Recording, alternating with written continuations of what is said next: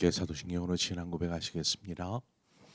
나는 전능하신 아버지 하나님 전지의 창조주를 믿습니다. 나는 그의 유일하신 아들 우리 주 예수 그리스도를 믿습니다.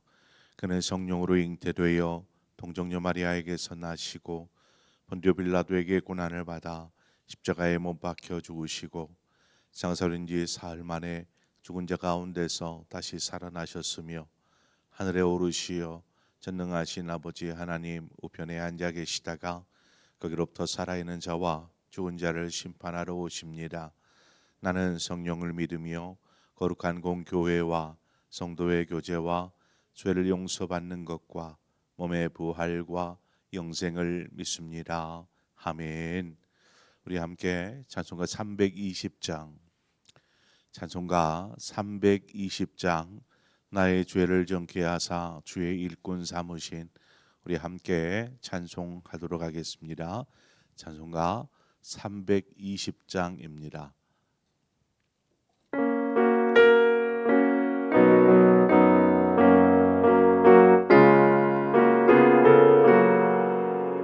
나의 죄를 정케 하사 주의 일꾼 삼으신 구세주의 넓은 사랑 항상 찬송합니다. 나를 일꾼 삼으신 주 그 신 능력 주시고 언제든지 주 뜻대로 사용하여 주소서. 내게 부어주시려고 은혜에 예비하신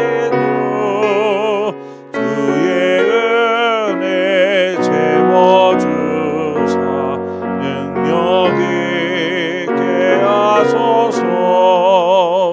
나를 일꾼 삼으신 주 그 신 능력 주시고 언제든지 주 뜻대로 사용하여 주소서. 죄의 짐을 풀어주시 주의 능력 크도다. 나를 위로 사신 예수 내 맘속에 오소서. 나를 일꾼 삼으신 주 그 신 능력 주시고 언제든지 주 뜻대로 사용하여 주소서. 주여 내게 성령으로 충만하게 채우사 생명수가 강물처럼 흐르게 하옵소서. 나를 일꾼 삼으신 주 그 신 능력 주시고 언제든지 주 뜻대로 사용하여 주소서.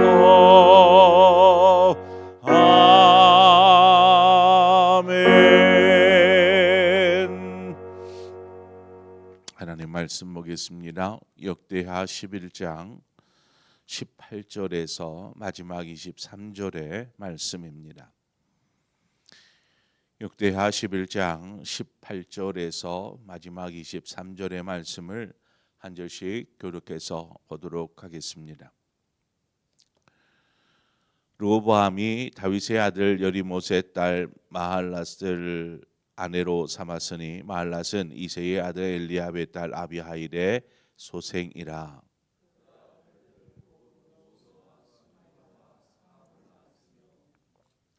그 후에 압살롬의 딸 마아가에게 장가 들었더니 그가 아비야와 앗대와 시사와 슬로밋을 낳았더라.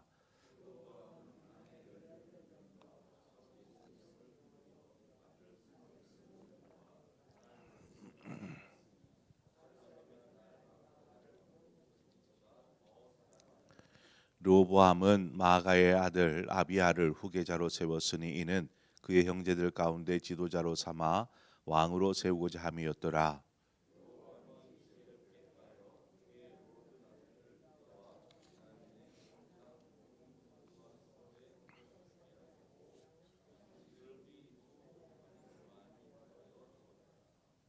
아멘.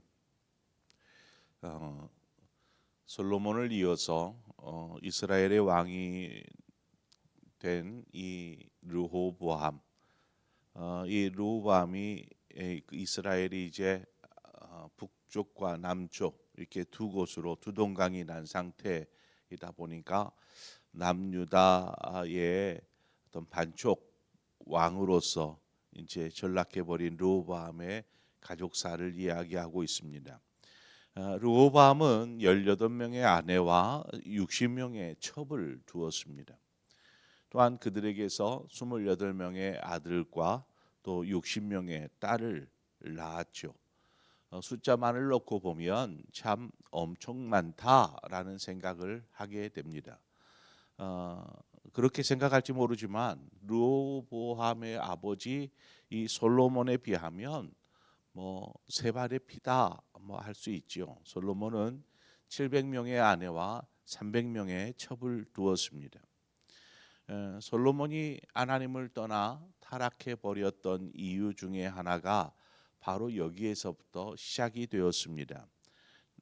당시에는 많은 어떤 처첩을 두는 것 이것이 그 권력과 부의 상징과도 같았습니다. 그만큼 거느릴 수 있는 능력이 된다라고 본 것이죠. 그러니 한 나라의 왕이라면 최고의 권력자이기 때문에 뭐 당연히 이렇게 수많은 처첩을 두어야 했는가? 하나님께서 이스라엘이 왕을 요구할 때에 왕에 대해서 이렇게 말씀하십니다. 뭐 견고한 말씀이죠. 신명기 17장 17절에 그에게 아내를 많이 두어 그의 마음이 미혹되게 하지 말 것이며, 그러니까 많이 두지 말라는 것입니다. 처첩이 많으면 뭐 당연히 자녀도 많을 수밖에 없지요. 시편 127편 3절을 보면 보라 자식은 여호와의 기업이요 태의 열매는 그의 상급이로다라고 말합니다. 태의 열매는 그 사람의 상급과도 같다. 하나님이 주신 상급이다라고 말하고 있는데, 자 그렇다면 지금 오늘 본문에 나오는 르호보암은 88명의 아들 딸을 두었습니다. 그러면 르호보암은 정말 하나님으로부터 많은 상급을 받은 사람이라 이렇게 말할 수 있을까요? 하나님께서 말씀하시는 태의 열매는 하나님이 주신 선물로서 어떤 수의 많고 적음을 이야기하는 것이 아닙니다. 많으니까 많은 상급을 받고 적으니까 적은 상급을 받았다라는 것을 이야기하고자 함이 아니라 그 자식의 자녀의 존재 자체의 가치가 그만큼 중요하고 크다라는 것을 말해주고 있는 것입니다. 르호보암은 자신의 아들들에게 이제 뭐 남쪽 유다 하면 유다와 또 베냐민 이런 지파 두 지파의 땅이 아닙니까? 이 유다와 베냐민 땅의 성읍들을 이 아들들에게 나눠 줍니다. 그리고 그곳을 이제 다스리게 하죠. 그 성읍들을 다스리게 합니다. 이를 르호보암이 23절에 지혜롭게 행하였다 이렇게 말을 하고 있습니다. 그러니까 자식들을 이렇게 여러 곳에 보내서 그 성읍들을 다스리게 한 것은 지혜로운 행동이었다라는 것입니다. 어떤 의미에서일까요? 왕의 아들들이 많으면 서로 왕이 되고자 보이지 않는 권력의 암투가 벌어지게 되지 않겠습니까? 서로 왕이 되고자. 르호보암의 아버지 솔로몬의 때에 서로 왕이 되려고 하지 않았습니까? 그래서 결국 자식들 사이에 혈투가 벌어지고 죽고 죽이는 일들이 벌어집니다. 또 솔로몬보다도 먼저 왕이 스스로 왕이 되려고 자처했던 이도 있었습니다. 그것을 보고 자란 르호보암, 이 르호보암은 미리 이제 자신들의 그 많은 아들들 후계자라고 할 수 있죠. 많은 아들들 가운데 왕이 될 후계자로 미리 세웁니다. 그리고 다른 자녀들은 예루살렘 바깥에 있는 성읍들이죠. 유다와 베냐민 땅에 속한 성읍들을 이렇게 나누어 줌으로써 암투를 미리 방지하고 있었던 것입니다. 더 나아가서 이렇게 어떻게 보면 변방으로 쫓겨나다시피 한 것처럼 보일지 모르지만 그들에게 아낌없이 지원을 해줍니다. 그렇게 함으로 그들에게 일어날 불만들을 잠재우죠. 오늘 우리가 집중해 보아야 할 부분은 르호보암의 후계자가 된 바로 그의 아들 아비야입니다. 아비야. 22절에 보니까 르호보암은 마가의 아들 아비야를 후계자로 세웠으니 이는 그의 형제들 가운데 지도자로 삼아 왕으로 세우고자 함이었더라. 그러니까 미리 이 아비야를 너는 나중에 나를 이어서 왕의 후계자다라는 것을 미리 암시하였던 것입니다. 르호보암이 낳은 아들은 총 28명이었습니다. 그 중에 아비야는 장남도 아니었습니다. 오늘 본문을 보면 르호보암이 다른 아내를 맞이하여서 그 아내로부터 자식을 낳았습니다. 그리고 후에 이 마아가라는 아내를 또 맞아서 그에게서 자식을 낳았죠. 그러니까 장남도 아닌 것이죠. 그런데도 28명 가운데 한 사람만이 왕이 될 수 있는데 그 한 사람이 되었던 것입니다. 아비야가 왕이 될 수 있었던 것은 아비야가 다른 자식들보다 어떤 뛰어난 능력을 가졌다거나 혹은 지혜로워서 총명해서 혹은 용사다워서 이런 것이 아니었습니다. 그것은 아비야가 왕이 될 수 있었던 것은 전적으로 바로 그의 어머니 마아가 때문이었습니다. 21절 말미에 보면 압살롬의 딸 마아가를 모든 처첩보다 더 사랑하여라고 되어 있습니다. 그러니까 르호보암이 많은 처첩이 있지만 그 가운데 마아가를 유독 사랑했던 것입니다. 야곱이 라헬을 다른 아내들보다 유독 사랑한 것처럼 지금 마아가를 유독 사랑하였습니다. 그래서 그녀가 낳은 아들인 아비야를 후계자로 삼은 것이죠. 이것뿐입니다. 한마디로 아비야가 왕이 될 수 있었던 것, 그것은 마아가라는 어머니 때문에 그냥 무조건적으로 자신이 왕으로 선택되어진 것입니다. 그런 의미에서 아비야는 다른 아들들보다는 참 복 있는 사람이다라고 말할 수 있지요. 이 내용을 우리 자신에게 한번 적용을 해 보시길 바랍니다. 우리는 본래 어떤 사람이었는가 에베소서에 이것을 쭉 기록해 놨는데 에베소서 2장 12절에 보니까 그때의 너희는 그리스도 밖에 있었고 이스라엘 나라 밖의 사람이라 약속의 언약들에 대하여는 외인이요 세상에서 소망이 없고 하나님도 없는 자이더니 당시에 이방인들에 대하여서 사도 바울이 이렇게 말하는 것입니다. 이방인 교회를 섬기는 사도 바울에게 있어서 교회 안에 있는 성도들 이 사람들은 이스라엘 사람이 아니라 이방인이었습니다. 외인이었죠. 하나님 없이 살아가던 우상을 섬기던 사람들이었습니다. 그렇다면 아비야와 같이 그 어찌 보면 그런 본래 하나님과 무관했던 사람들이었지만 하나님의 언약 밖에 있었던 이방인이 이제는 예수 그리스도를 통해서 하나님의 자녀가 되어진 것이죠. 그리고 언약 안으로 들어오게 된 것입니다. 그렇게 하나님의 자녀가 된 이들에게 하나님은 하나님의 영원한 나라 그 천국을 상속받을 수 있도록 상속자로 삼아 주셨지요. 그렇다면 아비야와 같이 어머니로 인해서 그냥 28명 가운데 한 사람 왕이 된 것이 큰 일입니까? 아니면 예수 그리스도를 통해서 하나님의 자녀가 되었고 하나님 나라의 상속자가 되었다라는 것이 더 큰 일입니까? 여러분이 생각할 때에 왕이 된 것과 하나님 자녀 된 것, 또 하나님 나라의 상속자가 된 것, 그 둘을 비교하면 어느 것이 비중이 크다고 보여집니까? 이것은 비교 자체가 불가한 것입니다. 어떻게 이것을 비교할 수 있겠습니까? 우리는 하나님의 무조건적인 은혜로 인하여서 복 중에 이 땅에서 복이라 할 수 있는 복 중에 최고의 복을 누리고 있는 것입니다. 하나님의 자녀. 여러분, 이 세상에는 우리보다 잘난 사람이 얼마나 많습니까? 그러나 우리처럼 복을 누리는 사람은 많지 않습니다.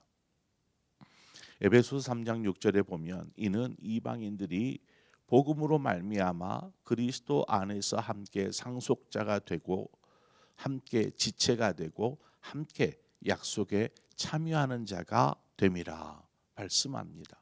그대로 말씀하고 있습니다.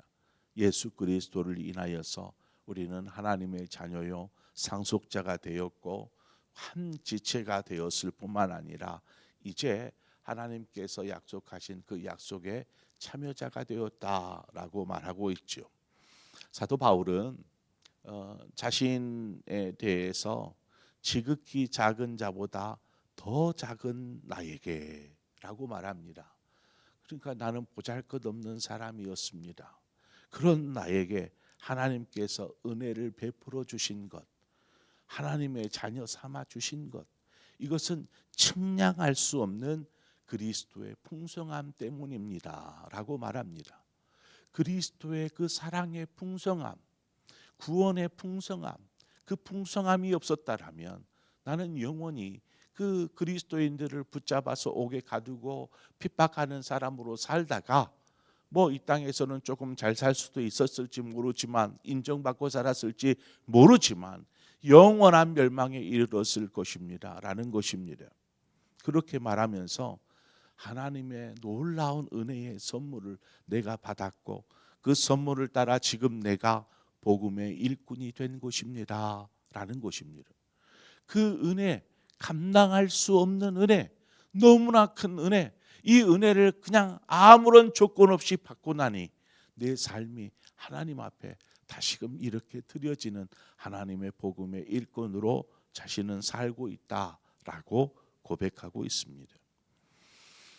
자신이 지금 누리고 있는 은혜가 얼마나 큰지를 분명히 알고 있기에 자신의 삶을 하나님께 기쁨으로 내어 드리는 것입니다. 그래서 복음의 일꾼이 되는 것입니다. 하나님 나라의 일꾼, 교회의 일꾼이 되는 것입니다. 이것이 자신이 뭔가 능력이 있어서 일꾼이 된 것도 아니라 그저 하나님께 받은 은혜가 너무나 감당할 수 없이 크고 풍성해서 그 특별한 은혜의 선물로 하나님의 자녀가 된 자신을 생각하니까 하나님 앞에 내 삶, 내 인생 전부를 내어드려도 아깝지 않다라는 것입니다. 그래서 하나님께서 부르신 그곳에서 나는 예배자로 복음의 증거자로 나는 살 것입니다 라고 결단하고 하나님 앞에 자신의 모든 삶을 드리는 것입니다. 그러므로 우리는 일평생 하나님의 은혜를 기억해야 하고 그 은혜를 찬송해야 할 뿐만 아니라 하나님의 영광을 위한 삶, 바로 그것이 하나님께서 우리를 창조하신 이유요 목적이다라는 것입니다. 사람이 제일 되는 목적이 무엇인가? 바로 하나님께 영광 올려드리는 것입니다. 하나님께로부터 받은 은혜가 너무나 크고 너무나 귀하고 너무나 소중하기에 이것을 그냥 혼자만 알고 혼자만 간직하는 것이 아니라 이 은혜를 만방에 전하는 것, 알리는 것, 바로 그것이 사도 바울의 사명이었던 것처럼 우리에게 주어진 이 땅의 삶을 통해서 하나님께서 우리에게 뭘 원하실까를 생각하고 하나님의 기쁨이요 영광이 되어지는 저와 여러분의 삶이 되어지기를 주님의 이름으로 축원을 드립니다. 함께 기도하겠습니다. 하나님 아버지, 많은 아들들 가운데 왕이 될 사람은 한 사람뿐이었고 또 그런 왕의 후계자로 선택되어지는 이 놀라운 은혜, 이것이 자신이 잘나서도 아니고 뛰어나서도 아니고 전적으로 은혜를 힘입어 그가 후계자가 된 아비야처럼 우리 역시 하나님의 자녀가 될 수 있었던 것이 하나님 우리의 능력도 아니요 우리의 잘남도 아니라 오로지 하나님의 은혜인 줄 믿습니다. 그 놀라운 하나님의 은혜를 선물 받은 우리가, 하나님의 자녀된 우리가, 영원한 하나님 나라의 상속자가 된 우리가 이 땅을 무엇을 위해서 무엇을 하며 살아야 할까? 은혜를 잃어버리지 않게 하여 주옵소서. 은혜를 기억하고 알고 있다라면 그 은혜에 합당한 삶으로 우리의 삶을 하나님의 영광을 위해 드리고 살아가는 우리 모두의 삶이 될 수 있도록 인도하여 주옵소서. 예수님의 이름으로 기도합니다. 아멘. 오늘 말씀을 생각하면서 하나님, 나의 나 된 것은 하나님의 은혜입니다 고백하면서 그 은혜를 알기에 하나님이 나를 원하신다면 또 내가 하나님의 기쁨이 될 수 있다라면 하나님을 위해서 하나님 나라의 일꾼이요 또 교회의 일꾼이요 복음의 일꾼으로 살아가는 우리의 삶이 되게 하여 주옵소서. 우리 그런 마음으로 말씀을 다시 한번 곱씹어 생각하면서 기도하기를 원합니다. 더불어서 우리나라와 민족을 위해서 기도하십시다. 한국교회를 위해서 기도하십시다. 하나님, 바로 서는 이 나라 되게 하여 주옵소서. 특별히 우리가 하나님 앞에 바로 서는 나라 되기 위해서라도 한국교회가 하나님 앞에 다시금 깨어 일어나 하나님 우뚝 서서 이 나라를 바르게 세워가는 그 앞장서 나아가는 그런 한국교회가 될 수 있도록 이 시간 우리 함께 기도하고 이 나라가 하나님 복음으로 물들어지게 하여 주옵소서. 우리 시간 함께 기도하고 여러분 각자의 기도의 점으로 기도하시다 자유롭게 돌아가시겠습니다. 함께 기도하겠습니다. 좋으신 하나님 아버지, 은혜를 감사합니다. 오늘 이 시간 이 아침 우리를 주의 전으로 불러 이끌어 주신 하나님의 은혜, 하나님 우리가 하나님의 자녀로 살아가는 이 모든 순간순간들이 아버지의